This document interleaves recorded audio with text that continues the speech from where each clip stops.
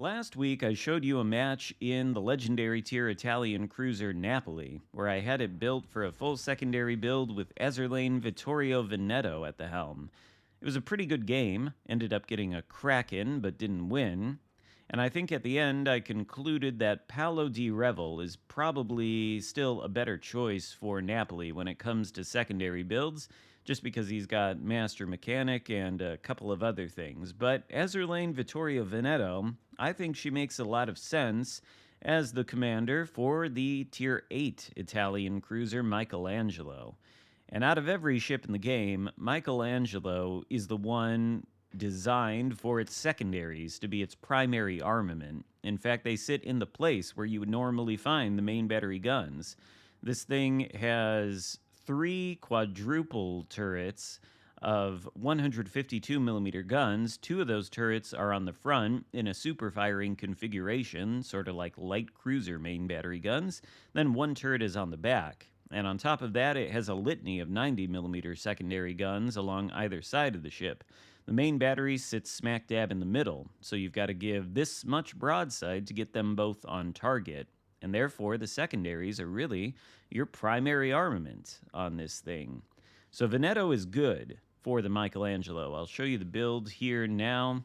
And the reason I think she's good, well, it mostly comes down to the skill in her 4th row, the unique one called Banner of Splendor, and then the legendary skill, Secondary Interest.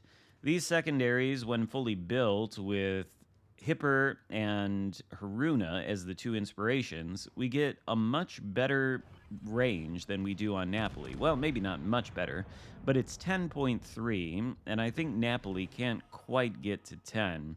By the way, the AP on these main battery guns is pretty good. They are 320mm guns, and if you can get on the broadside of a Tier 7 battleship with a really exposed citadel like the Vanguard, it's not going to be fun for that battleship, particularly when they cannot see you inside of the smoke screen. Yeah, there's a citadel for the Vanguard there, and he's well on his way back to port within the first couple of minutes of this battle. I don't know why battleships want to dive straight into the cap early on, but maybe something to reconsider when you see the experience of this Vanguard. And of course, it's very satisfying to be bouncing battleship caliber AP shells off the belt armor. That sound of the ricochet is just a lovely sound that you want to hear every time somebody sends a salvo your way. Anyway, as Vanguard goes back to port, let me get into a little bit more detail about the skills as we pull in here to let our secondaries do the talking against Hipper and try to avoid the torpedoes that are undoubtedly coming from the Pan-Asian cruiser on the other side of this rock. Azur Lane Vittorio Veneto's unique skill in the 4th row is called Banner of Splendor. It does a thing that is not useful at all for a cruiser, which is increase battleship speed, because after all, this is a battleship commander. It increases battleship speed while the smoke generator is active. Obviously not useful for the Michelangelo or the Napoli, but what is useful is that skill's 20% buff to smokescreen deployment time, and then the extra charge of the smokescreen that it gives you. Michelangelo gets 2 smokescreens base, so with that skill, it gets 3, and the duration on the smokescreen with that buff is 48 seconds, compared to Napoli, which has a much shorter duration smokescreen, only 24. You get a lot more mileage out of that skill on the Michelangelo. And then in the legendary row of skills, Azur Lane Veneto has Secondary Interest, which reduces the cooldown time on the enhanced secondary targeting consumable and also gives you 2 extra charges. And then when you are within, or when the secondary consumable itself is active, it gives you increased or improved dispersion, improved reload time, and improved main battery reload time for that matter. It's all just very good for something like the Michelangelo, which is mainly going to be shooting at targets with its secondaries, and also the base trait. Look how much damage they do against that Friesland. That was nearly 6k with 1 shot of the secondaries, probably multiple shells hitting, but still, that is a tremendous amount of damage to not be coming from main battery guns. The base trait on Veneto is called the Eternal Flagship. It buffs sap secondary shell damage and secondary dispersion. So we have even more damaging secondaries that are more accurate with this lady at the helm, and it makes Michelangelo into an even more fun ship than it already was. The main fun of this ship is just driving it into positions and surviving while your secondaries shred everything before your eyes. And these secondaries are no joke. With this build, in addition to their 10.3 kilometer range, the damage that they do being sap is pretty high. The smallest secondary guns are the 90 millimeter ones, and being so tiny, they have limited pen at only 26 millimeters. But that's enough to pen the hulls of every destroyer you're going to encounter, and a good deal of cruiser armor plating too, not to mention battleship superstructures and the like. But when those 90mm secondaries hit, they do a maximum of 1,976, nearly 2K. That's pretty good. But then the larger secondaries, the 152s, there's 12 of those. They reload in 6.5 seconds with this build, down from their base reload time of 9.6. And I think they even get a little bit faster than that when the secondary consumable is active. But they do a maximum damage of 3,796, up from the base value of 3,650. So we're only adding a little bit over 100 points of damage with this build here on the secondary hitting power, but still, nearly 4,000 a pop on these sap shells is a bit ridiculous.